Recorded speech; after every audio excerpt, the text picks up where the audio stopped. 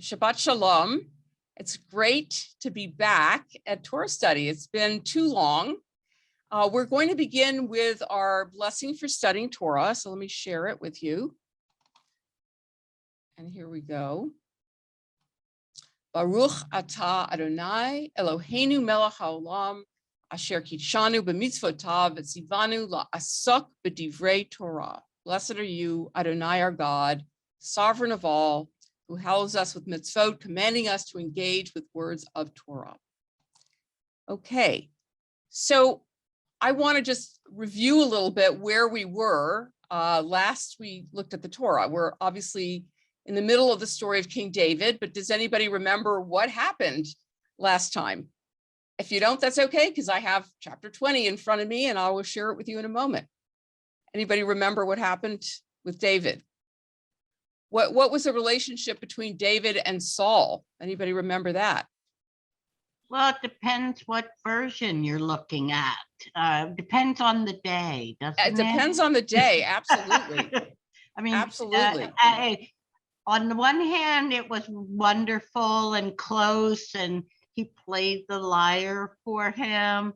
And on the other hand, Saul was very jealous. Had we gotten to the part yet where the women and the crowds chant, Saul killed his thousands? Yes. Did we do that part? Yes, we did. And yes. David did it, killed 10,000. Right. So Saul was very jealous of him. Exactly. That's Saul what was I jealous. remember.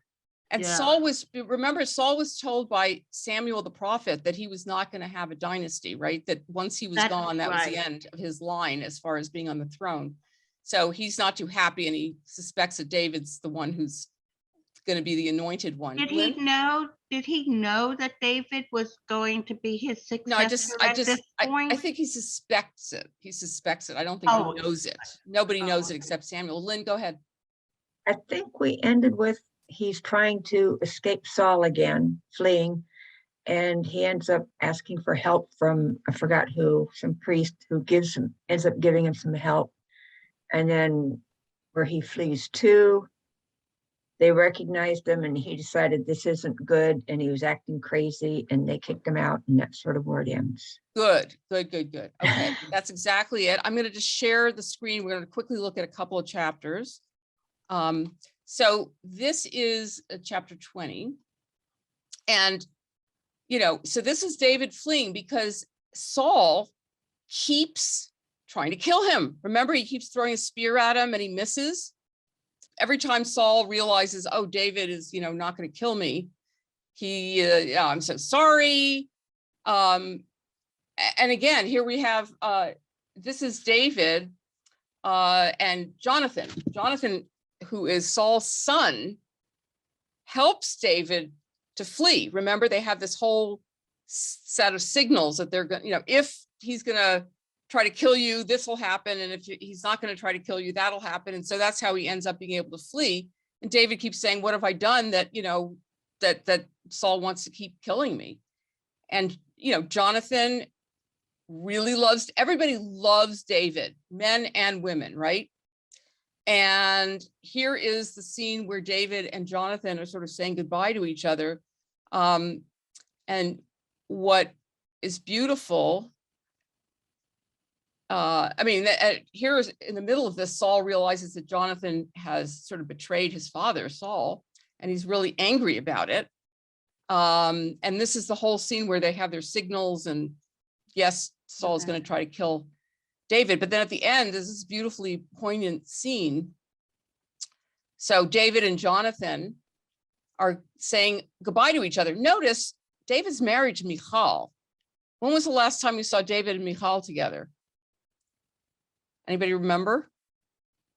Has he married Michal yet? Yes, he's married Michal. Oh, so on his wedding night, he has to flee because Saul is sending soldiers to kill him. Right. So she lets him down from the window. She lets him down from the window.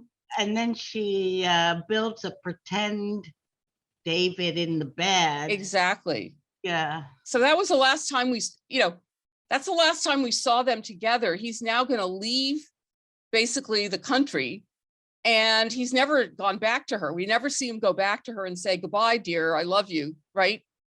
He's going to say goodbye to Jonathan, which is one of the reasons that people speculated maybe they had a homosexual relationship. It's possible, who knows? But so here they are, they're bowing down to each other 3 times, and then they kiss each other and they weep. And David's weeping even more than Jonathan. It's very, very poignant. And, basically Jonathan says, go in peace. And they've sworn this friendship and they're going to, protect each other. So this is, their farewell. Okay, then the next chapter. So this is, he's going to Nob, and there's this priest there. And the priest is a little suspicious. Why are you alone? I mean, he's an important person in Saul's court, and why isn't he here with a retinue of soldiers? And, David lies. The king sent me on a mission, right? It's a secret mission. And I need these 5 loaves of bread. Now, David's now on his own, no weapons, no nothing. And he's asking for these loaves of bread. Now, these are the sacred breads that are in the sanctuary. And you're not supposed to eat it if you're not a priest. So the priest is saying, I can't give this to you. They're consecrated. And by the way, this is something very important to remember. This gets mentioned a number of times. Provided the men have kept themselves from women. So if you're a priest or if you're going to war, you're not supposed to be having sexual relations. Okay, that's something very important to remember for later. Uriah. So, yes, don't give it away. Uh-oh. We're getting there. Everybody knows that story. Yeah, well, but because he's not where he's supposed to be, David. That's one of the problems. Okay, so, and then David says, oh, well, my men have not been near women, which is probably not true. So they're holy enough or pure enough to be able to eat this bread. So they eat the consecrated bread. So that's a transgression right there. And then there's this guy that Doeg the Edomite.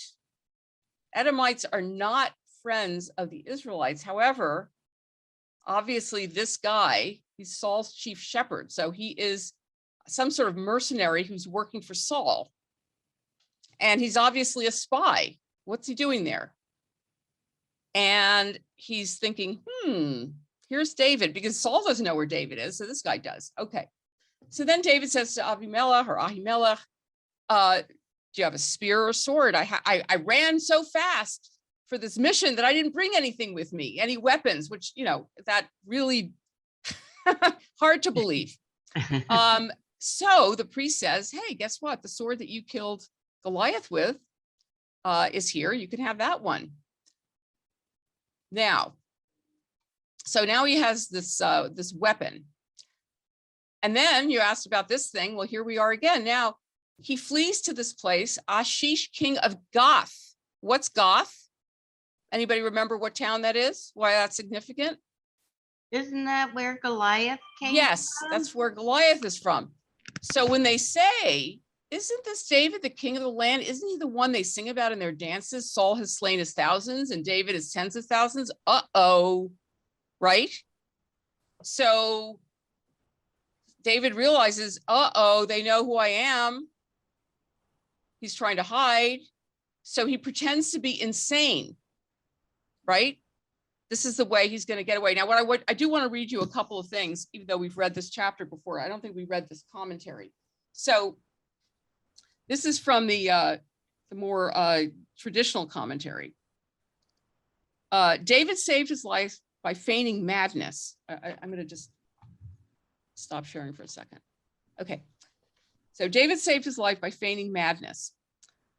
Either his behavior convinced Ashish that this madman could not be the David who was famed for his wisdom and tactical shrewdness, or he decided that David had gone mad and there was no point in killing him or even allowing him to remain on the premises. In other words, there are 2 possibilities. One is Ashish goes, this couldn't possibly be David. David is a shrewd man. This guy's insane. It couldn't be him. I'm not going to bother with him. Or he's so crazy, just get him out of here fast, right? And they drove David away. And then Ashish says, do I lack madmen that I need another one here? So the Midrash says that his wife and his 2 daughters were insane. and circulated through the palace, shouting and wailing.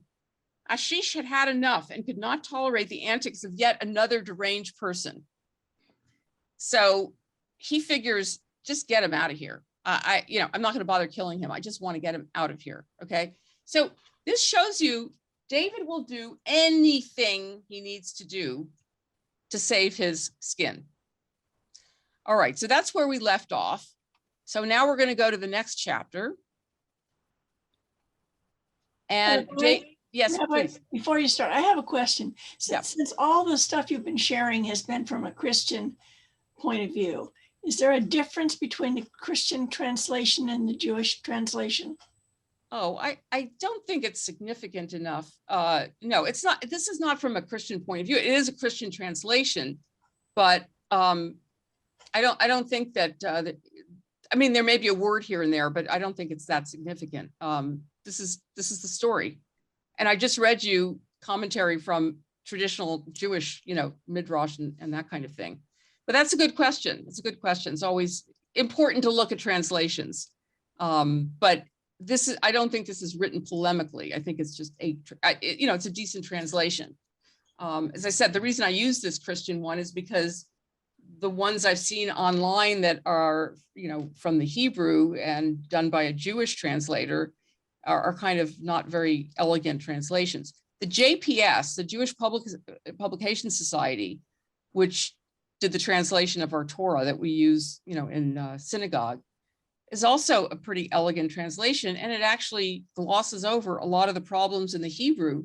So sometimes it's very hard to understand why the Midrash takes off. For example, I'll just give you one quick example. When the Israelites are getting the Torah at Mount Sinai, it says that the Israelites were standing under the mountain. So tachat or tachtav, under it. It may very well just be the way you say at the foot of, but the point is, it literally says under it. So the JPS translation says they're standing at the foot of the mountain. That's what it means, right? They're not under the mountain. You can't get under the mountain. But by translating it elegantly that way, you miss the fact that the Hebrew says they're standing under the mountain. It would be awkward to translate it that way, right? You go, what? They're standing under the mountain? But the Midrash picks up on this weirdness and says God is holding the mountain over their heads. And there are two different midrashes about this. One is that God says, if you don't accept my Torah, I'm going to drop the mountain on your head. Or it's the wedding canopy. And this is their wedding ceremony. The mountain is the wedding canopy and the Torah is their ketubah. So the more elegant the translation is, the more it glosses over the problems in the Hebrew, because Hebrew syntax is very different and the expressions are very different. So it's always, like the first translation I would give to anybody would be something like the JPS, because otherwise you're going to read it and go, I can't follow this. Now, there are translations that are much closer to the Hebrew, but they are very awkward to read because they try to follow the Hebrew syntax. So you have to get a little further along in the studies to be able to deal with that. I've been reading the Robert Alter translation, which I think is pretty close also to the Hebrew, as close as you can get without being completely awkward. So, And he comments on the Hebrew yes, a he lot. does. Alter does. I think, Rabbi, to answer Sandy a little bit, I've just read very little about the book of Deuteronomy and the story about David.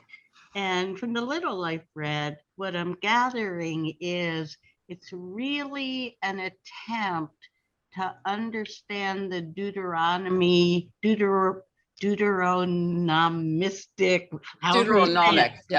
Deuteronomic writer or writers of this story, because of the subtlety of language, the lyricism of the language, the parallels that are set up within the story. And So I wouldn't worry so much about a Christian translation because I think everybody is trying to get into the head of these writers and how the story is presented, because apparently it's a really unique writing in the Tanakh. Yeah, since you mentioned the Deuteronomic perspective, so the book of Deuteronomy, as you may remember, is very much, it follows a theology of if you're good and you follow God's commandments, all will be well, and if not, you're going to die. That's basically the theology of Deuteronomy. And that is the theology of the first chunk of the section of the Torah, of the Tanakh, which is on prophets. So Joshua, Judges, the 2 Samuel books, the 2 King books, those follow that Deuteronomic theology. So when the Israelites are good and the king is good, God's happy. It doesn't mean they succeed in any way other than, to make God happy. But when they're bad, then, they get punished. And then you get the prophets like Isaiah and Jeremiah and all that, sort of following with, along those lines and warning the Israelites about coming back to God. Now, if you were sitting in on the class that Aaron Weisben gave, this whole story here about King David, obviously nobody was intimately involved enough to be able to write what David was thinking, or, whether or not David and Jonathan kissed each other and wept and all that is obviously a literary creation. There is some evidence that there was someone named David. He might have been just a sort of chieftain of a small area, of a tribe, or he might have been a king, we're not sure. But I mean, there's a teeny bit of evidence. Now there may be more, because this evidence came up, I think within the last couple of decades, that there was some evidence of a David. So just because we don't have evidence right now doesn't mean it didn't exist. But certainly this whole elegant story is fashioned for a purpose. And what's interesting is it does not portray David in the most positive light at all times, even though David is the, great king of the golden era of Israel and the person through whom the Messiah is going to come. So it's interesting to kind of figure out, why is he presented that way? Is it just to show that human beings are complicated, or are there different sources, some of which are positive about David and some of which aren't? If you go to the book of Chronicles, which is a summary of all of this, it leaves out certain certain episodes about King David and makes him look much better. Anyway, all right, let's go on with the next. Rabbi? chapter. Yes. Rabbi? Yes. Although these digressions are really meaningful, and I don't want to digress anymore, is there anything to be gained from a philosophical and practical point of view with mental health being introduced? That's an interesting question, because obviously in those days they didn't understand, mental health the way we do today. So for Saul, it was sort of an evil spirit that took over him, or, God left him or something like that. But clearly he is mad in some way. And here is David feigning madness, but we don't sort of have any further analysis about it. But it's certainly, we know of rulers who behave the way Saul behaves, right? And I think there are definitely practical lessons to be learned from all of these stories, definitely. And hopefully that's what we'll discuss as we read through it. Okay, does anybody else have any questions or comments? Yeah. Were there any prescriptions on killing a mad person? Not because that there I might be know a good of. reason to feign madness. I don't know if anybody killed because they're crazy. Well, it's pretty crazy to go to Goth, actually. Well, he's fleeing, and maybe he has no option but to go through there. And also, Yeah. listen, there was no social media in those days, so nobody knew necessarily what David looked like. He's just some guy without any weaponry or anything, with a few. He doesn't, really even have any army or anything. So how could he be this great, warrior? So I have a question. In light of how badly David acts at many different times of this story, how do you reconcile that with the fact God liked him so much? Because it doesn't seem like he ever did any penance or he does do penance. He does do penance. actually, he does do penance. In fact, I was just reading, what was I reading? A long thing about, oh yeah. So we have a CCAR journal, CCAR being the Reform Rabbis Organization. It's called the Reformed Jewish Journal. Mhm. And the Reformed Jewish Quarterly, sorry. And I just read a piece that had to do with the Me Too movement. And the person who wrote it, Elaine Rose Glickman, goes through a whole thing about how important repentance is and uses King David as one of the examples. We just haven't gotten there yet. So far, David hasn't done anything wrong, particularly, right? He hasn't killed the king, which he has had occasion to do. And he has, he's been ambitious. He married Michal because, hey, she's the king's daughter. But he hasn't done he hasn't really transgressed yet. We're going to get to that. And he does do penance. Now, at the same time, there is not one character in this Bible that is not flawed. And I think that's the genius of this Bible, because we're all flawed. No matter how incredible a person is, they've done something that is not so great. Like even Martin Luther King, whose birthday we're celebrating this weekend, okay? I mean, he was a womanizer. If it were today, not sure how he would be judged, okay? So we're all human beings with flaws, and we have the Yetzer Hara and the Yetzer Hatov, the inclination to do evil and the inclination to do good. And that's the story from day one with Adam and Eve, right? We always have the choice, and we sometimes choose the wrong way.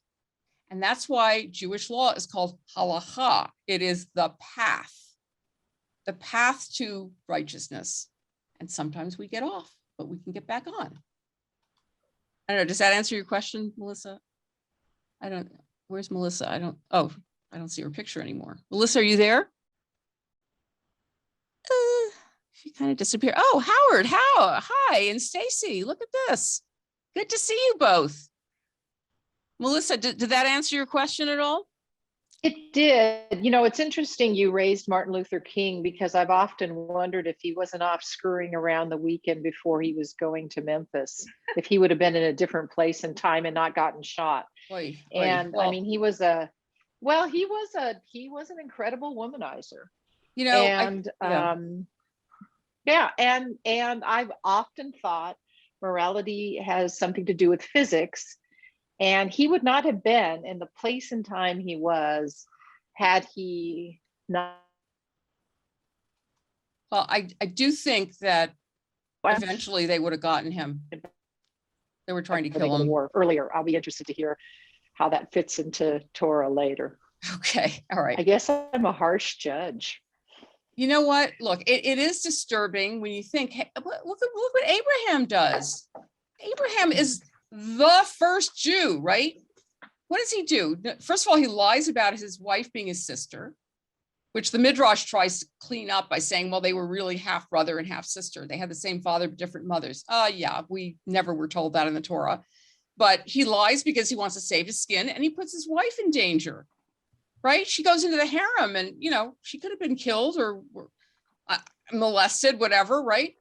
And then he sticks his, Hagar, who's sort of his wife, and his kid, Ishmael, out in the desert to die. And then he virtually kills his son, Isaac. I mean, why is he our great forefather? Unlike George Washington, who never lied and had wooden teeth. Anyway. All great men are womanizers? No, we're not saying that. We're just saying all great men and women are also human beings, right? So, as Jesus said, may he without sin cast the first stone or whatever. Okay, Torah study about Jesus. Okay. All right. Any other questions or comments? All righty, here we go with the next chapter. All right, would somebody like to read? I can read it, Rabbi. Great, and is that big enough for everybody? I found out that you could make the font bigger. Yeah, It'd be nice if great. you could make it a little bigger. A little bit bigger than that. All right, let's do Reading it. extra large. All right, let's see. I just hit extra Ooh. large. Wait a minute. Oops, that's not what I wanted to do. Extra large. Okay, that's as big as it gets. Okay. Okay, David left Gath and escaped to the cave of Adullam. When his brothers and his father's household heard about it, they went down to him there. All those who were in distress or in debt or discontented gathered around him, and he became their commander. About 400 men were with him. Okay, so just stop 1 sec. So notice this ragtag group that he assembles, right? A bunch of discontents, malcontents, people who are, in distress or in debt. So they're, all these people are like not the most elevated, noble people. Here's something else that is surprising, I think. I mean, here's King David with this group of mercenaries, basically. That's not so flattering. Okay, so that's his band that he's going to be with for a while until he becomes king. Please go on. From there, David went to Mizpah in Moab and said to the king of Moab, "Would you let my father and mother come and stay with you until I learn what God will do for me?" So he left them with the king of Moab, and they stayed with him as long as David was in the stronghold. But the prophet God said to David, "Do not stay in the stronghold. Go into the land of Judah." So David left and went to the forest of Heret. Okay, so what about Moab is significant? Don't the Moabites come from the daughters of Lot? Yeah, and yes, they come from the daughters of Lot, and Ruth is a Moabite. Yes, Correct, right. Felice. yes. And Right. oops, I just tried to do something with my trackball, and instead of that, okay. Carl or Jenny, somebody, oh, Jenny. I just was wondering when it says that members of his family. So I'm looking at the commentary with the Jewish study Bible, and it said that members of David's family who are in danger from Saul.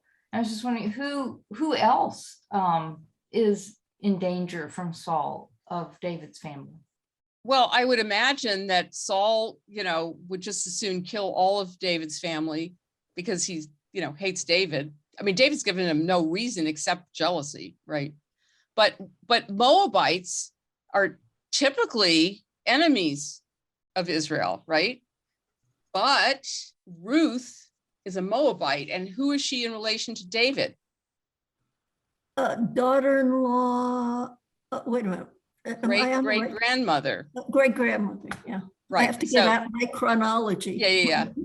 At the end of the book of Ruth, it gives you the chronology. And so, and the reason the Moabites are kind of creepy is because when God destroyed Sodom and Gomorrah and Lot's family escaped and his wife turned to salt because she looked back at the destruction, it was just Lot and his 2 daughters, right? And the daughters, just like Tamar and Judah, women needed to have a son, a husband. Well, they didn't have husbands anymore because they were killed in Sodom and Gomorrah.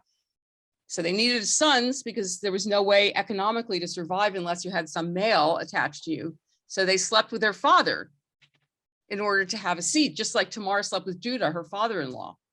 And those are the 2 couplings, Lot and his daughter and Tamar and Judah, that ended up making Ruth eventually. I mean, David. Ruth came from the Moabite line, and Boaz, her husband, came from the Tamar and Judah coupling. So these very transgressive sexual encounters end up being David's line. And by the way, speaking of Jesus, Jesus's line too. Right. Jesus is supposed to be the Messiah. He comes from that line as well, which is interesting too, because that's not very flattering, right? David had 6 brothers. Yeah, something like that. Yeah. And who was his father? Jesse. Oh, Jesse. Oh, Jesse. Yeah. So the prophet Isaiah says from the line of Jesse, the Messiah will come, because that's his father. Okay. We don't know very much about Jesse, except that, any other questions or comments? Jenna, your hand is still up, so I don't know if you want to say something else or no. Okay. All right. So let's continue. So now, of course, Saul is going to know where David is because Doeg was there to spy on him. Okay, go ahead, please, Jane. Now Saul heard that David and his men had been discovered, and Saul was seated, spear in hand, under the tamarisk tree on the hill at Gibeah, with all his officials standing at his side. He said to them, "Listen, men of Benjamin, will the son of Jesse give all of you fields and vineyards? Will he make all of you commanders of thousands and commanders of hundreds? Is that why you have all conspired against me? No one tells me when my son makes a covenant with the son of Jesse. None of you is concerned about me or tells me that my son has incited my servant to lie in wait for me as he does today." Okay, let's stop there just for one Yeah. second. Does this sound like the kind of talk a king would be giving? It sounds like Trump. You're right. Who said that? Christine. It's like, oh, nobody likes me. Nobody told me about David. It really does not sound like somebody speaking from a position of strength. Whiny. Go ahead. Felice, go ahead. I don't know where my hand signal is. I don't see any reaction on the bottom Okay. so I apologize. It's okay. This is informal. The previous paragraph reminded me of insurrection. It just brought insurrection into my mind. You mean the paragraph about David or the paragraph with Saul? I can't remember but Jane was reading and I thought, this is the insurrection. I don't know if anybody. The insurrection speech? Something. No, Well, he's saying nobody told me what was going on. Why didn't you tell me? I mean, like they maybe knew. He's accusing them of being involved in insurrection when they're just like, what? Yeah, something triggered insurrection in my mind. Yeah, you know what? Christine has her hand up. Yes. Yeah, I think, Felice, if my head also went the same direction, but I think it was from David gathering around him all the malcontents. Exactly. I think that's what Good point. reminded me Yeah, of the good insurrection. Good point. No, that's absolutely right. And that's absolutely right. Thank you, Christine. Yes. But, at the same time, this business of Saul telling these people, you didn't tell me about David. Well, they didn't know, but he's so paranoid and such a whiny person, right? Okay. Yeah, and a king is supposed to be on top of stuff. He's supposed to have spies out in the land all the time, reporting back to him. So I think it shows very subtly this lack of support for Saul. Well, he's not taking responsibility either. Good. Yeah. Right. Felice, you found your hand raised. Go ahead. You have to unmute. You have to unmute. Yeah. He's always outside. There you go. Excuse my ignorance, son of Benjamin. Could you? Which one? There Where? was a line, sons of Benjamin. Could Well, you? remember Benjamin was that tribe where they raped a whole bunch of women and they, in the book of Judges, they are not such a positive tribe. But I don't know, where was that? I'm looking at the, Oh, it's some detail, I have to see the forest from the trees. You can go, Rabbi. I mean, It's where Saul's talking to the people that are standing by him under the tamarisk. oh, okay. I'll look at that again. Wait a minute. Let's see. I'll move on. Oh, men Rabbi. of Benjamin. Okay, yeah. Yeah. It's that tribe, that particular tribe. And that's the tribe that Saul's from. Oh, okay. So it is a significant. Yeah. Yeah, good. That's good Yeah. to point that out. That was good to notice that. Yes, because they should be the most loyal to him, right? Yes, yeah. And he's saying you've conspired against me. Now, if he wasn't such a paranoid baby, he would say, you people haven't done your job, whatever. But he wouldn't say, have you conspired against me? No one tells me when my son, that sounds like a weak person, right? Yes. But yeah, that's good to notice. As men of Benjamin, yeah. Okay, so let's see what the spy has to say. And we're not even sure that Saul sent him there. He just happened to be there. Who knows? Okay.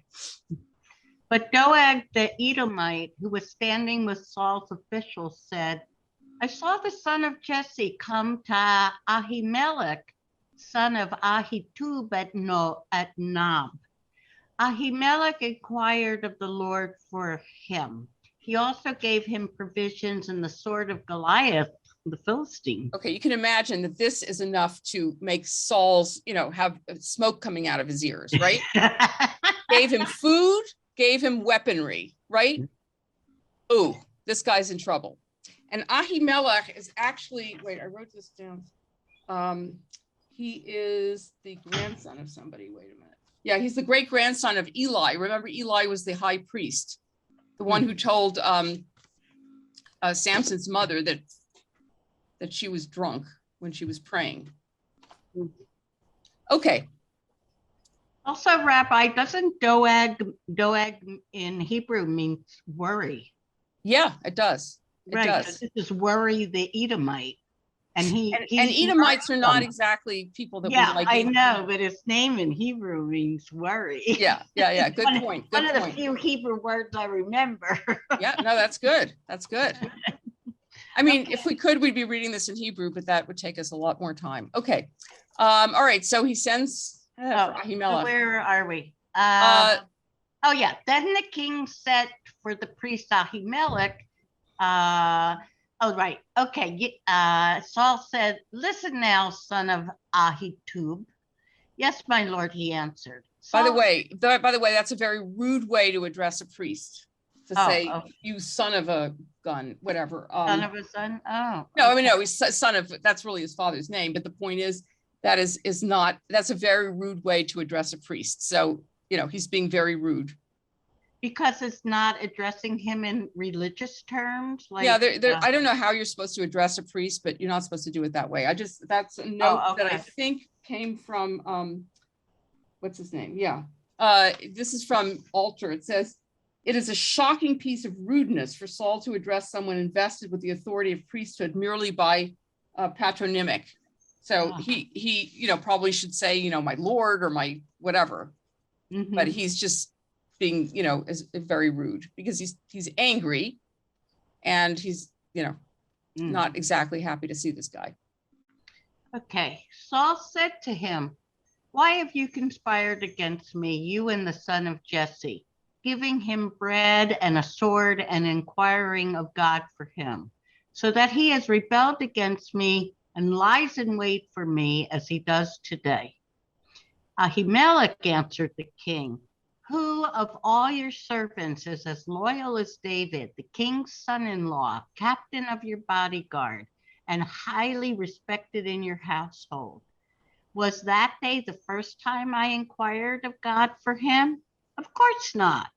Let not the king accuse your servant or any of his father's family, for your servant knows nothing at all about this whole affair. But the king said, you will surely die, Ahimelech, So let me ask you your whole family. Sorry, yeah. Let me ask you something. Do you think Ahimelech is this disingenuous, or is he being very honest about David? He said, he's a very loyal person. How did I know you were upset with him? I mean, I'm not saying there's an answer, yes or no, but anybody have any thoughts about it? Yeah, I think he's being very cautious because he doesn't want his family killed. Right. But I mean, the point is, I think he must have suspected something, right? I mean, here's David. Why is he there without any men? Why is he there without any weaponry? Why is he hungry? And, and why is he wanting to eat the priest and the bread that's consecrated to God that only the priests are supposed to eat, right? So he must have suspected something. So when he's saying, I didn't know there was anything wrong, on the other hand, David probably was a little threatening. And so he figured he better give him whatever he wanted, right? It just, I think he's answering to the extent that he, can to try to save his skin, but I don't think what he's saying is completely genuine. Okay, but the king said, you'll surely die, you and your whole family. See, this is a lot of times when somebody's your enemy, their whole family is also your enemy. That's somebody was asking before about how many members, I think it's Melissa, about how many members of the family are now enemies. It's everybody. So yeah, go ahead. Sorry. Okay. Then the king ordered the guards at his side, turn and kill the priests of the Lord, because they too have sided with David. They knew he was fleeing, yet they did not tell me. But the king's officials were unwilling to raise a hand to strike down the priests of the Lord. The king then ordered Doeg, you turn and strike down the priests. So Doeg the Edomite turned and struck them down. That day he killed 85 men who wore the linen ephod. Ephod, is that how we say it? Ephod. Ephod. He also put to the sword Nob, the town of the priests, with its men and women, its children and infants, and its cattle, donkeys, and sheep. Yikes. I've always wondered why they have to kill the animals. What did the animals do? They don't take sides. Robert Alter points out that this business about killing everybody, you and all your father's house, Ahimelech is the great grandson of Eli, as I mentioned. The slaughter of the entire clan of priests here is the grim fulfillment of the curse on the house of Eli, first enunciated by the man of God in chapter 2. So there was a curse against Eli. Remember, his sons were very corrupt. And so now all these descendants are being killed. And this is not a good thing to kill all of these priests. Later on, Jezebel is going to kill a lot of priests, and that's not seen very well. Okay, let's just finish this chapter. Okay, but one son of Ahimelech, son of Ahitub, named Abiathar, escaped and fled to join David. He told David that Saul had killed the priests of the Lord. Then David said to Abiathar, that day when Doeg the Edomite was there, I knew he would be sure to tell Saul. I am responsible for the death of your whole family. Stay with me. Don't be afraid. The man who wants to kill you is trying to kill me too. You will be safe with me. Okay, so let's just stop for a moment. So, of course, the person who kills the priest is Doeg, who's an Edomite, who's not any great. I mean, Edom is one of the many enemies of Israel. But but somebody escapes. Somehow you can't cover up your crimes because there's always going to be somebody who saw it or somebody who survives, right? And we have this one guy who's going to join this ragtag group of people who are with David. Any questions or comments before we go to the next chapter? Well, the difference here is that David takes responsibility. He's saying, okay, this is my fault, I did that. He's doing what a good leader should do. He's good. not whining. Good. Felice. I just wanted to comment quickly, hopefully, that killing animals, I mean, if you think of basic needs, you can kill people, but if one person escapes, they have sheep, clothing, cattle. I don't know about donkeys, but cattle, brisket, meat, and so on. So basic needs are there. Yeah, I was thinking that, except that everybody's being killed. So what do they need the animals for? But one guy does escape, Rabbi. He does. He does. Yeah. Can you can shoot somebody, but I mean, they say kill. I don't know if that's the correct translation of the, but one person does escape. Isn't that so strange? Because we're told when we go to war, we can't cut down trees. Mm-hmm. We have to provide, save the earth. And yet the animal, it's kind of these two different ideas. Well, Christine maybe has an answer as an anthropologist. I'm not sure about this, but I think that it's a signal that Saul is not a powerful king, because if he lets the animals and everything survive, then he has to decide how to distribute them among the soldiers and so on and so forth. And I don't think he really has, he can't claim them for himself. Yeah. And Well, that's you know, a I mean, signal that the state is very weak. And that could be it. Or, you know, the thing is, I know that when God says, you know, kill everybody, including, you know, the animals, it's a prescription, like everything is harem, it's out, you know, nobody can have it, right? And then it's like sometimes, scorched earth, right? yeah. Yeah. And so sometimes, you know, the soldiers don't listen. And Saul, for example, didn't listen, right? He was supposed to kill Amalek and he didn't, the king of Amalek. And then they also, you know, saved some stuff for themselves, which they weren't supposed to do. It was all supposed to be proscribed for God. So I don't know if this is an echo of that or a perversion of it. I'm not sure. Oh, Melissa, did you have something you wanted to add? Yes. Please. Yes. Can you hear me? I can't tell about Yes. the connection. Okay, Yes. there we go. So two things. One, on the killing of the animal, there was a very good Netflix called Chernobyl, and the way they got people to leave after the explosion was they shot their cows so they didn't have milk, so they couldn't survive. Yeah, good point. Good point. All right. Let's start with Doug and then we'll do Christine. Okay.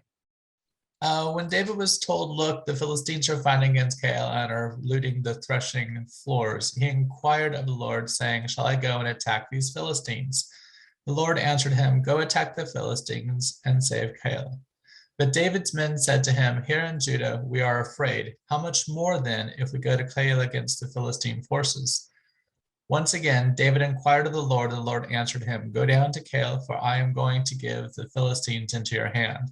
So David and his men went to Keilah, fought the Philistines, and carried off their livestock.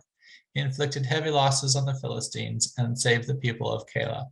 Now Abiathar, son of Amalek, had brought the ephod down with them when he fled to David at Keilah. So, so here they save the livestock. Actually, you know, I just saw a note from Alter. Let me, I'm going to read that to you about this business of, you know, killing the animals and everything. I don't know, page before, wait, yeah. So it says, Saul, the Edomite Doeg, as his cat's paw, flings himself into an orgy of mass murder, killing not only the adult priest, but every living creature in Nub. So I do think this is like a perversion of the prescription that one normally would do for God. This is not, they're not doing this for God, right? So it's like, you know, Saul wanted to have the priest killed, but then, you know, they go insane and Doeg just kills everybody. And I think that's probably not just about depriving people of livelihood and food and whatever, since they're all supposed to be dead, but it's just an orgy of killing. It says, now he's carrying out the ban he executed only imperfectly against Amalek. Remember, I was saying that, you know, Saul was supposed to kill all the cattle, etc., of Amalek and the king, and he didn't do this. But now he's doing it here, which is not what God asked him to do, right? It's just a perversion. But the massacre is directed at his own innocent people. Like, these are Saul's people. These are not like enemies. These are not Philistines. Saul's madness has become sinister and lethal, like that of Macbeth, who also becomes a murderer of children. The well-meaning farmer's son who became king has turned into a bloody tyrant. Remember how Saul was at the beginning when we first met him? He was really shy. He was humble. And then he went a little mad, but, you know, the only person he tried to kill was David. Now he's killing people and animals for no reason. I mean, you could say, okay, maybe he's mad at Ahimelech for having helped David without knowing that he was necessarily helping an enemy, because he wasn't declared a public enemy in any way, right? But then to kill all of these other people, there's absolutely no reason for it. So I think it's basically just a complete perversion of what one would do if God had asked, you know, in other words, here's a contrast between Saul not obeying God to kill everybody and the animals. You know, he didn't obey, he lost the throne for that reason. Now he's killing everybody with no direction from God. It's just a complete bloodbath for no reason. So I think that's what that probably explains why all these animals were killed. So, all right, let's go back to the So David is, killing, Philistines. Good. That's a good thing, right? Let's see what happens. Now Saul's going after him because he knows where he is. Rabbi, Yeah. I have a question. Yes. What is the significance of them bringing the ephod down to Keilah? Good. I'm glad you noticed that because we're going to see what happens to it. And the ephod is it's an important part of the priest's, appurtenances. So let's see. Regalia. Yeah, regalia. Okay. Yeah, so let's see what happens to it. All right, keep going, please, Doug. Saul was told that David had gone to Keilah, and he had said, God has delivered him into my hands, for David has imprisoned himself by entering a town with gates and bars. And Saul called up all his forces for battle to go down to Keilah to besiege David and his men. When David learned that Saul was plotting against him, he said to Abiathar the priest, bring the ephod. David said, Lord God of Israel, your servant has heard definitely that Saul plans to come to Keilah and destroy the town on account of me. Will the citizens of Keilah surrender me to him? Will Saul come down as your servant has heard? Lord God of Israel, tell your servant. And the Lord said, he will. Again, David asked, will the citizens of Keilah surrender me and my men to Saul? And the Lord said, they will. So David and his men, about 600 in number, left Keilah and kept moving from place to place.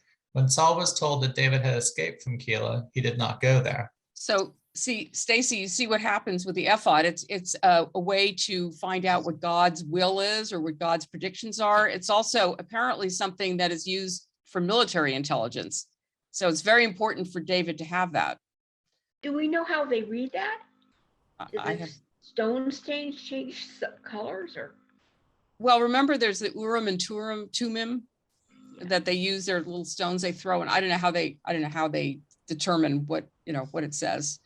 I've never read any description of it. Yeah. I don't think anybody really knows.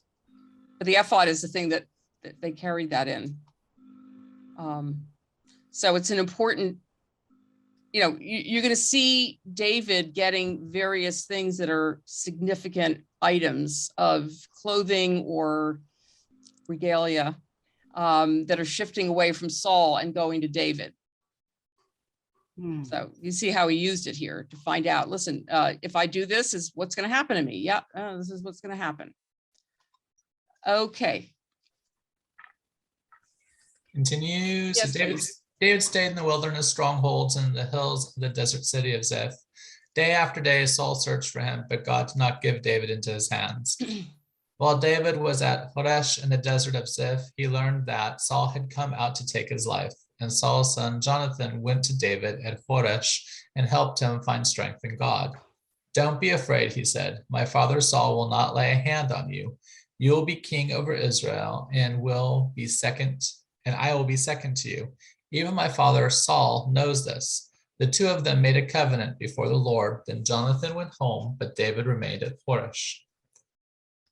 The Ziphites went up to Saul at Gibeah and said, is not David hiding among us in the strongholds at Horesh on the hill of Hakilah, south of Yeshimon? Now, your majesty, come down whenever it pleases you to do so, and we will be responsible for giving him into your hands. Saul replied, the Lord bless you for your concern for me. Go and get more information. Find out where David usually goes and who has seen him there. They tell me he is very crafty. Find out about all the hiding places he uses and come back to me with definite information. Then I will go with you if he is in the area. I will track him down among all the clans of Judah. So they set out and went to Ziph ahead of Saul. Now David and his men were in the desert of Moan in the Arabah south of Yeshimon. Saul and his men began the search, and when David was told about it, he went down to the rock and stayed in the desert of Maon. When Saul heard this, he went to the desert of Maon in pursuit of David. Saul was going along one side of the mountain, and David and his men were on the other side, hurrying to get away from Saul. As Saul and his forces were closing in on David and his men to capture them, a messenger came to Saul saying, come quickly, the Philistines are raiding the land. Then Saul broke off his pursuit of David and went to meet the Philistines. That is why they call this place Selah Hamanakroth. And David went up from there and lived in the strongholds of En Gedi. Thank you. So you see, someone's watching out for David because Saul was about to find him, and all of a sudden, oopsie, there's a messenger, and he's saved from Saul at that moment. Okay, any questions or comments before we move on? No? Okay, Felice. Did you raise your hand? You need to unmute. As I said, if you touch your space bar, it can unmute you. It didn't. Okay, whatever. All right, try something else. There you go. A question. Have I missed something? How does Jonathan know David's going to be the king? That's an excellent question. I don't know. Maybe David secretly told him. I don't know how he knows. That's a good question. Or he just has faith in him and believes in him. I don't know. That's not clear. I mean, the homosexual loyalty of Jonathan to David as opposed to Jonathan towards his father. Oh yeah, that's been the case since just about the beginning. I mean, same thing with Michal. Both of the king's children are more loyal to David than they are to their father. So and is it significant? Where is Jonathan with respect to the hierarchy of inheritance, I guess? Well, since we don't know about any other son, I think he would be the next one to get on the throne. So he's accepting the fact that he's not going to be the next guy. But yeah, it's interesting that he's so loyal to David. He's telling David about his father's maneuvers and where he's going to be in trouble and all of that. And he saves his life several times, just as Michal did. So, you know, you could say maybe God's behind all of this, saving him, or it's, you know, human beings. Yeah, I mean, David is apparently very charismatic. He's a very good soldier. He's very good looking. He's clearly very sexual because all these women just adore him. He's like a rock star. And Saul is a nut. Doesn't mean he couldn't have a big following, because we know of some nuts who have big followings. However, he apparently is not, you know, he's just not the kind of guy that gets a lot of people behind him. First, he's very humble, and then he turns into a crazy man. So, you know, it's not like people are saying, oh, no, we want to keep Saul as the king and have his kids be, the kings also. No one seems to have an opinion about that. I don't know if others, I don't mean to be anti-God, but you're allowed. If I allowed as a pope.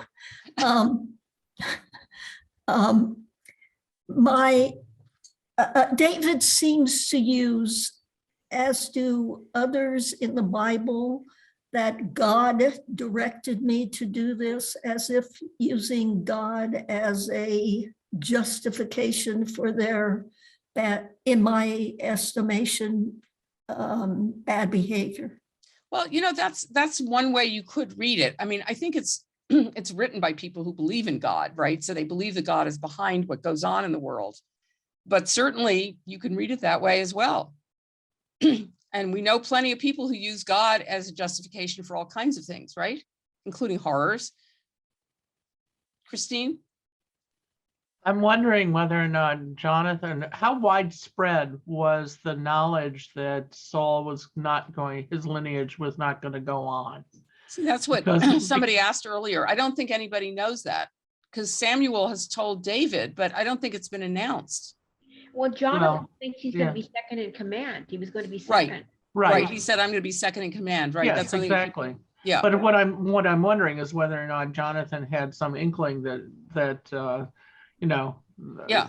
that I think he has he should not plan on becoming king. Yeah, I think he has an inkling, but I don't know how he has it, because I do not remember reading anything, unless someone else remembers it, of an announcement that David's going to be the next king.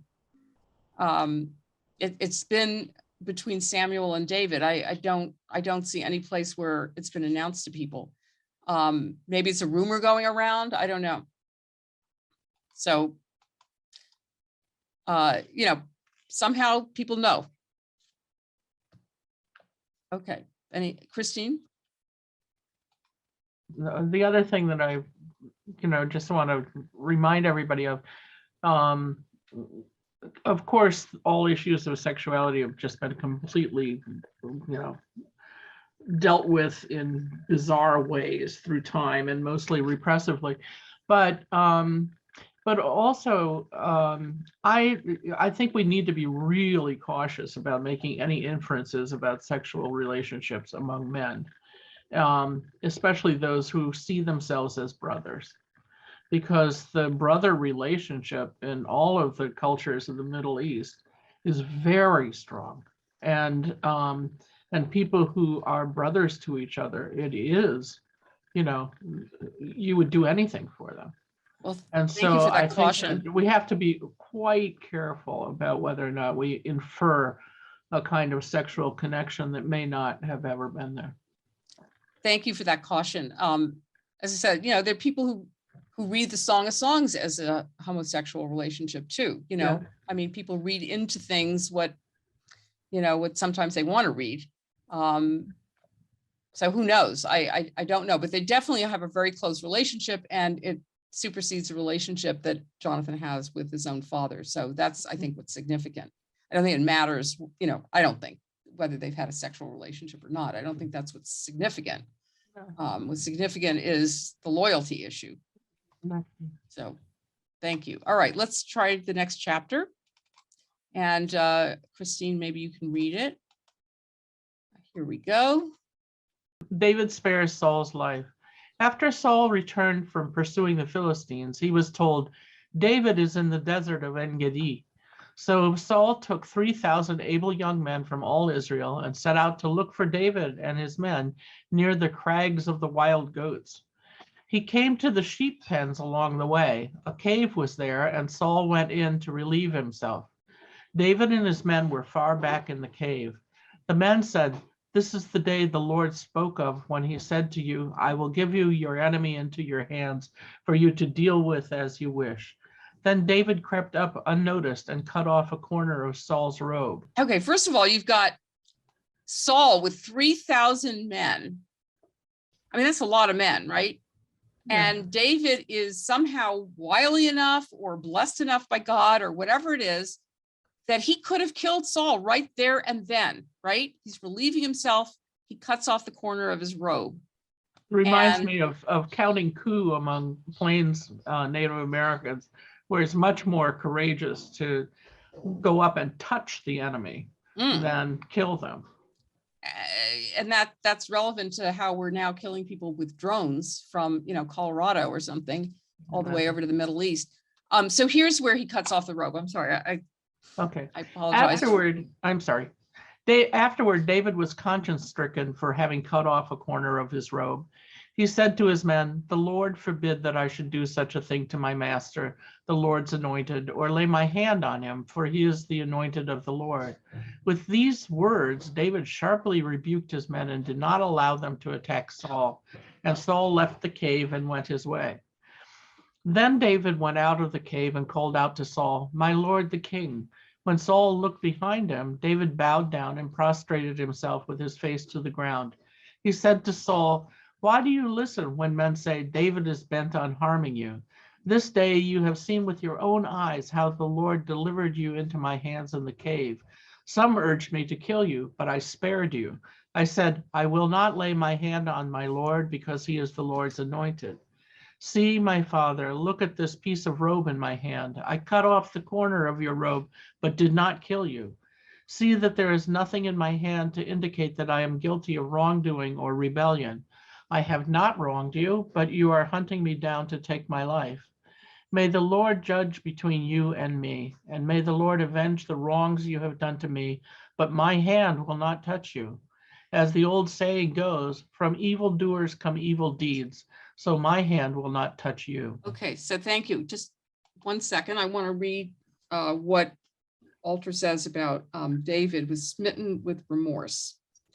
The Hebrew is literally, David's heart smote him. He had cut off the skirt of the cloak that was Saul's. Clearly, what David feels is that he has perpetrated a kind of symbolic mutilation of the king by cutting off the corner of his garment. Not with anything like a scissors, of course, but surely with his sword, his instrument for killing his enemies. The cloak has already been linked emblematically with kingship in the final estrangement between Samuel and Saul. And so David is in symbolic effect cutting away Saul's kinship. For all the remorse he feels, he will continue to make double use of the corner of the cloak, as we shall see. So, there's a lot of symbolism in the clothing. And this is something we've seen in the Torah also. Again, remember with Judah and Tamar, if you can remember that far back, Judah ends up sleeping with his daughter-in-law, does not know it's her because he has not given his son to her in marriage. And he gives her as a pledge his staff and his cord. And when he comes he sends his servant the next day to pay her and get his stuff back, she's not there. And then he finds out she's pregnant, and he, of course, thinks she slept with someone. And once you're engaged to somebody, you cannot have sexual relations with anyone else, or you're committing adultery as a woman. So he says she needs to burn. And she confronts him and says, the man to whom the cord and the staff belong is the father. And he realizes that he's the one who's the father. And he says, you are more righteous than I. So that's one. And then remember in the Joseph story, first of all, the brothers throw him in a pit, take his beautiful coat of many colors and put blood on it, and come back to Jacob and said, look, this is what we found. And Jacob jumps to the conclusion that he's dead. And then when Joseph is in Mr. Potiphar's household, there's a cloak also that Mrs. Potiphar uses to accuse him of trying to rape her. So clothing is a very important symbolic item here. And so, you had the linen ephod, and we'll see that that's going to come back again later. And we have the cloak that Saul is wearing, which is a measure of his kingship, and all of these different symbols that, little by little kind of move over to David. So by cutting, Hebrew is very, very concrete, and the Hebrew mind is very concrete. So the idea of cutting this piece of cloth that belongs to Saul, is a metaphor for, your kingdom is being cut off. Okay, Sandy. The whole talk about clothing being so important reminds me of what Queen Elizabeth just did to Prince Andrew. Took away all his medals and his, you see him standing there in all this uniform, and now he's interesting. Yeah, it was kind of a comparison in a way. That's nice. Yeah, that's nice. Remember when poor old President Obama was wearing a beige suit, and people were all upset that was so rude, to be a president wearing beige. I don't know what the problem was, but in any event. And of course, there's always been a lot of commentary about Trump's clothing, the tie that's too long and the baggy pants and the whatever, the toilet paper on the shoe. Anyway, okay. So, clothing is very symbolic. So this is important, but also it's very clever of David, to say, hey, I could have killed you, but I didn't. It seems like practically it would be pretty hard to cut the rim of your coat and you not feel it. Yeah, that's true. It would be a difficult thing to do. So maybe it is, at this point, it's symbolism that's the important part of the story. Yeah, maybe also the symbolism of Saul not noticing. Oh, yeah.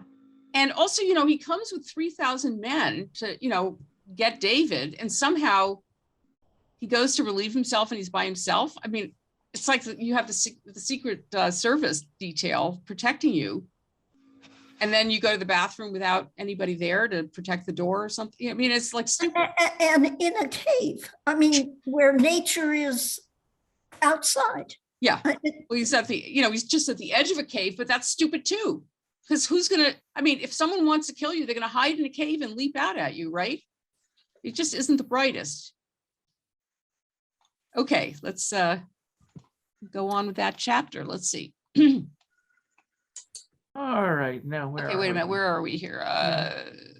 Okay, that's oh, okay. Here we are. Against whom has the king of Israel come out? Who are you pursuing?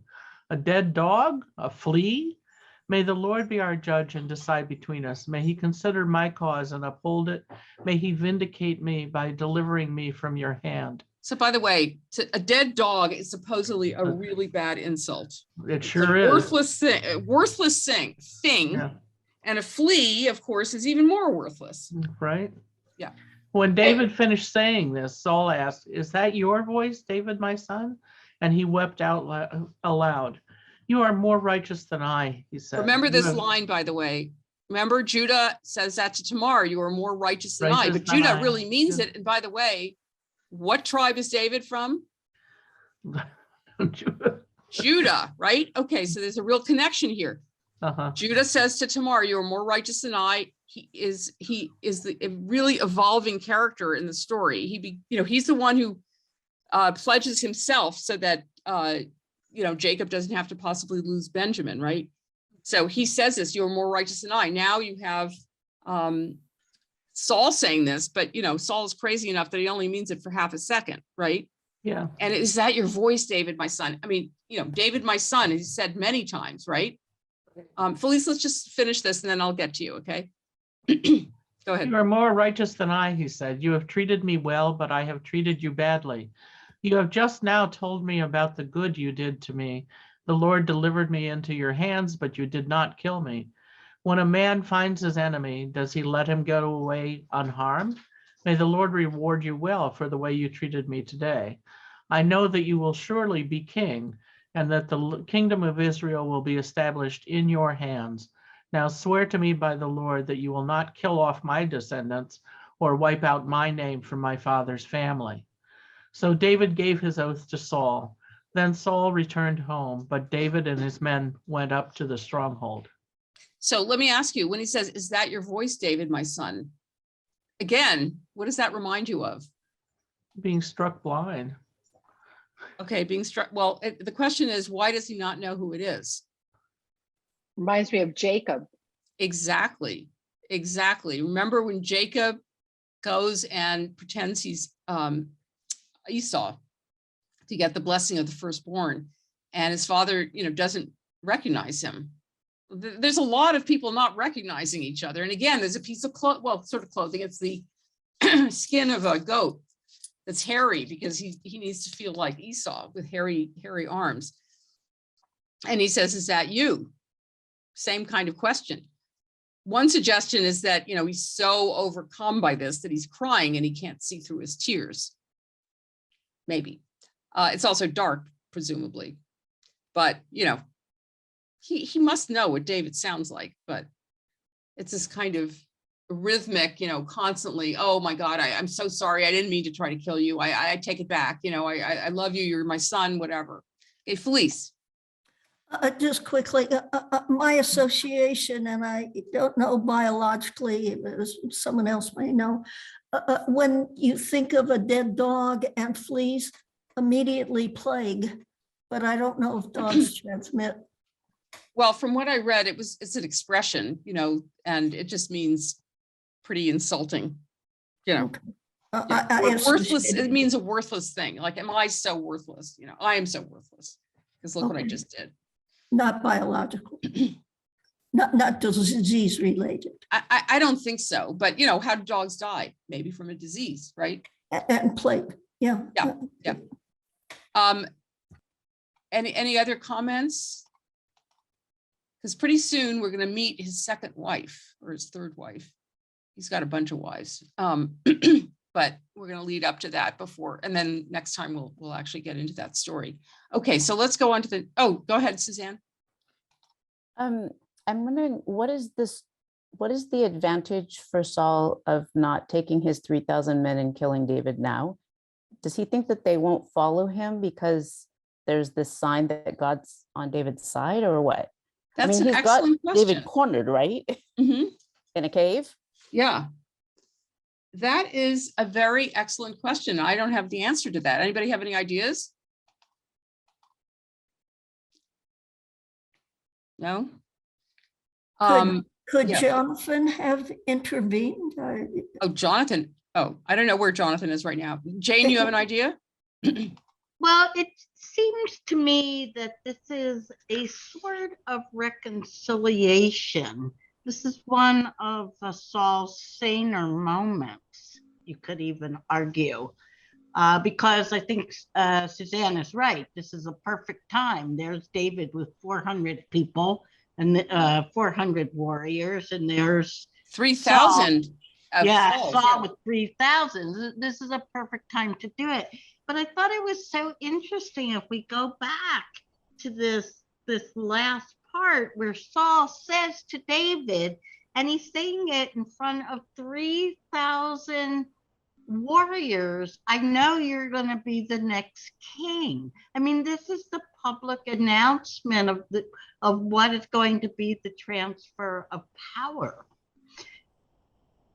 Well, I don't know if those 3,000 guys are there or not. I mean, he goes to relieve himself, presumably, in a sort of private place. But I think you are right about something, and that is that every time Saul tries to kill David, he's remorseful afterwards. It's like, oh God, what came over me? I didn't mean it. I'm sorry. You're my son. I love you. I won't ever do it again. Right? Like an abusive spouse. Exactly. And conversely, he may want to believe that David isn't going to destroy him because they are related. But, as Ariel Sharon used to say, when you're standing on your enemy's neck, break it. Don't let him up. And that's hard because I think people want to kind of make amends and believe that they can make amends. And that maybe is part of human nature to not want to have to face reality, to know that somebody else is so bad, you don't want to give them a shot. Good point. I do think that, Saul does believe, he's sort of a moment by moment guy. One moment he wants to kill David and he hates him. And the next moment he's remorseful and he loves him. And so, he's not very good at trying to kill him. I mean, he sent spears at him many times and he misses every time. And every time, he tries to kill him, there's a kid of his that intervenes, and he's not very shrewd. So aside from his madness, he's not, Saul kills his thousands and David kills his tens of thousands. David is a much shrewder fighter. It seems like he's trying to hedge his bets. You know that, and you won't kill off my children. You won't, and he's starting to realize that this is God's anointed and he's on his way out, which he's always been threatened by to begin with. Says acknowledge that, and he wants to hedge his bets for his family. Yeah, I think that's a good point. Now, that doesn't mean that 5 minutes later he won't change his mind. Right. Yeah, go ahead, Shane. Well, I think it's really interesting because Saul going to that last paragraph about Saul saying, oh, you're more righteous than I am. And so I know you'll be king. And he says, and now swear to me by the Lord that you shall not cut off my seed after me, that you shall not blot out my name from my father's house. But David does exactly that. By the time we get to the end of the story of David, David has killed every member of Saul's household. So this, I think what we're forgetting here, and Alter alludes to it in a footnote, is we always have to remember that everything David does is self-serving. Yes. And we really have to look at this because it's poignant. It's a very poignant moment. But at the same time, I think we have to ask ourselves, what's David getting out of this? Why is he doing this? Why didn't he, kill the king when he could have, et cetera, et cetera. So he's not, he looks really fine in this scene. But once again, David doesn't do anything without a purpose. Good point. Okay, Stacy, apparently I didn't see your hand. Go ahead. Oh, you're fine. I think that Gail hit where I was going, which was he knows he's a weak leader, and weak leaders can't make decisions. Saul, and so given the opportunity to make a decision to get rid of his rival, he doesn't do that. And that's just a perfect sign of a weak leader. And then on top of that, he essentially just says, you know, I'm a hostage until you become king, because he recognizes that. So and then the other question I have is, if they'd gone out of the cave, would the 3,000 men have followed David, or would they have followed Saul? Good point. Good point. Yeah, that's good. So aside from his maybe really being remorseful for a moment, on top of that, he's not a decisive man. And so he, even though he has the opportunity right here and now to kill him, he's like, yeah, well, maybe not, you know, and he's scared also of God, right? Because God has anointed someone else. So if he kills this guy, maybe some horrible thing will happen to him, which is going to happen anyway. But anyhow, Christine, go ahead. Is it really clear that all 3,000 of these guys are there, or did some of them stay behind because of the Philistine stuff? You know, is it the full strength of it, or did he just sort of, you know, rejoin me when you've taken care of the Philistines kind of thing? But that's one question. But the other thing is, maybe Saul is concerned that he just wants somebody to be a legacy, and Jonathan seems like the best bet. So, and he knows that he's close to David. So, so maybe this thing is like a call out to like, okay, all right, so I won't kill you, but don't kill Jonathan. Right. And by the way, Jonathan also says, I'm going to be your second in command, like trying to make sure that he has a place there. Yeah. But I do think, you know, what Jane said also, you know, that David does not do anything that is not serving his self-interest. And so, you know, killing the king would have been a bad thing. Having that kind of blood on your hands would be really, really, really bad. And we're going to see with his next wife, who is very shrewd also, she's going to prevent him from blood. He's also making the point, you can't kill God's anointed, you know, or he's saving himself too. Do you know, by saying this is God's anointed and this would be beneath him to kill him. Maybe. Yeah. Jenny? Yeah, I was just curious about the cutting off the corner of the robe and what significance that had. And I just found that it potentially has a couple of symbolic meanings, that if it's like cutting the seat, and that's what you do at a burial.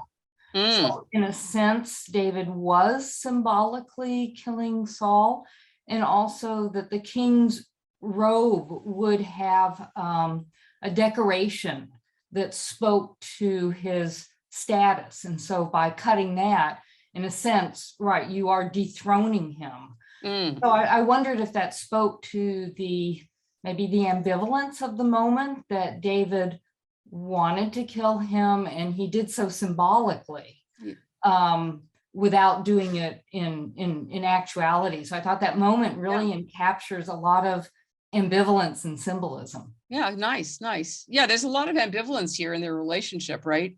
You know, do they love each other? Do they hate each other? Good. Okay, Christine, and then I guess we're gonna have to stop after that. Yeah. But also remember that where the robes fall, it's also symbolically emasculating him. Yeah. Absolutely. Okay, so we're going to stop for today. As I said, if anybody wants to stay on to talk about life, please feel free to do so. But if you don't want to stay on to talk about life, then Shabbat Shalom. Have a wonderful weekend. Shabbat Shalom.